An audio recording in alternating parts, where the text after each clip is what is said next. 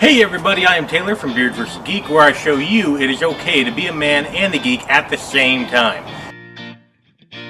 Today, we're going to make sure that our grill here is all cleaned up and good to go.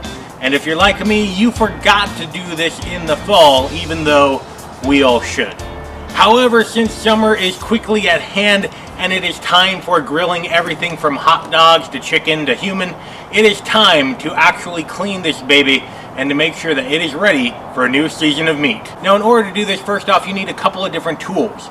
You need something to clean with and to scrub with, a wire brush, as well as a soft sponge or a rag, a bucket of soapy water, and you might need a wrench in order to disconnect the propane burner from it so that you can clean that separately. Of course, you're also going to need a dry towel and some time, which might be short at hand. Also, don't forget a place where you can throw all of the crap that's built up in this, all of the grease and everything left over from last year. Yeah, so a garbage can would be nice. So let's begin with disconnecting the grill from the propane tank and taking out the burner so that we can clean that separately. Now let's take a look at this grill. Now notice, even though this is a Weber grill, this is not actually endorsed by Weber. This is just the grill that we have at home. Now note, even though I had that rain protective cover on it, this was left outside all winter, and here in Oregon it rains a lot, so things are going to get dirty and nasty. So let's open this up. Yeah. This is nice. If you look right under there, all the grease and everything, holy cow, look at that. That is freaking messy.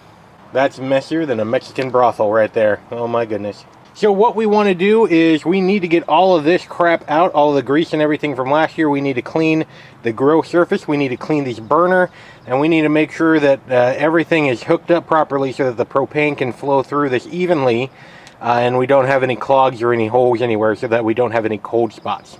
First things first, make sure that your propane is off so that you can disconnect everything and mess with it and have no problems.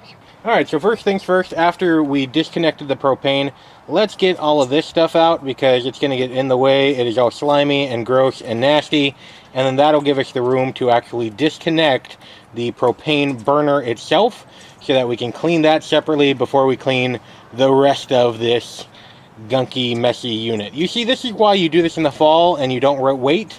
This is what happens when you wait, people. Take care of your stuff.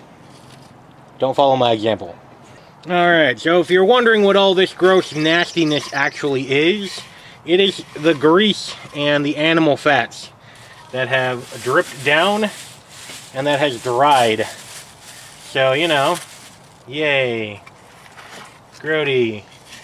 Alright, so now that we got most of the grease crap taken out, we need to take out this burner.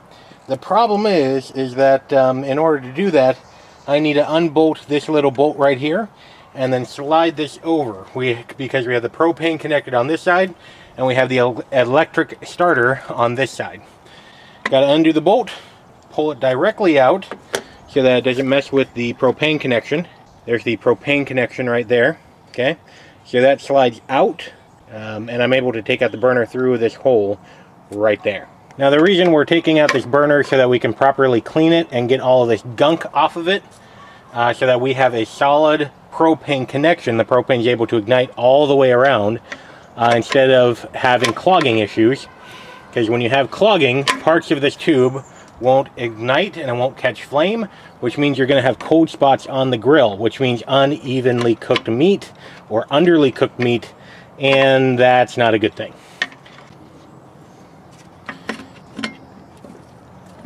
Go get that guy out of here. Alright, so that leaves us with a shell of a grill with a bunch of crap inside and outside. Now this is where your wire brush comes in handy because this stuff is caked on. It's been subject to over 300 degrees of heat, so it is going to want to hang on to that side. So use your wire grill brush in order to scrape all of the crap off and get as much out as you can.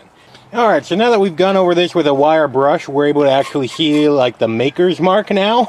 So it doesn't have to be perfect, it just has to be better. Now what we do is we get a bucket of soapy water, we get our sponge with our little Brillo pad on it, and we clean out the inside. Now make sure that you put some tin foil or something in here. This is the electric starter.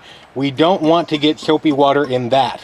So we're going to take a little bit of tin foil, we're going to cover up that connection before we take care of the inside. Alright, now that we have our tin foil protecting our starter on the inside, it is time to clean it up with some soapy water. And just like that, and it's clean. Well, clean-ish. Well, it's better. Now that black stuff at the top is all craziness, and that's really stuck on there, so I'm not going to worry too much about that. But this bottom part looks so much better already than what it already is. So all we got to do now is take some soapy water, and we got to clean this outside, making sure that we cover our connections, our propane and electric connection, with tin foil to make sure they don't get wet, because that will cause us a lot of problems down the road. And then we rinse it off, we dry it off, kind of like we did with the inside here, and then we're almost done. Alright, so here it is, all rinsed off. Now all we got to do is dry it. Make sure we didn't screw up our connections too much. Remember, we're going for better. We're not going for perfect. We're going for better. Alright, now while this air dries a little bit, we need to take this stuff inside and clean it with warm soapy water. Alright, so now that the burner and the grates are clean, at least cleaner than they were, now it's time to reattach this and put the burners back. So after you put the burner back in and the plates on top of it, go ahead and start it up. Alright gentlemen, so here is our new clean and functioning grill. Look at that, it looks almost brand new, doesn't it? Hell of a lot better than it did. Keeping your grill clean and maintained is key to making sure that it cooks well for you year after year, and making sure that you get your money's worth out of these bad boys. A few little tips to make your life easier before you get started. If your grill does ignite on the first try without any cleaning, start it up first and melt all of the grease off of the grill as much as possible. Wait till it cools down and then start cleaning it out and scraping it with a wire brush. That'll make things a lot easier on you, and which is one thing that I wish I did while cleaning this grill. Always make sure that when you start your grill, have the lid open so that you don't blow yourself up. And if you like this video, go ahead and subscribe. Great videos are coming out every week where I show you it is okay to be a man and a geek at the same time. And make sure to check out these manly and geeky videos for some more manliness and geekiness.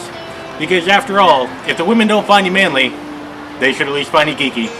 And until next time, don't go shaving on me.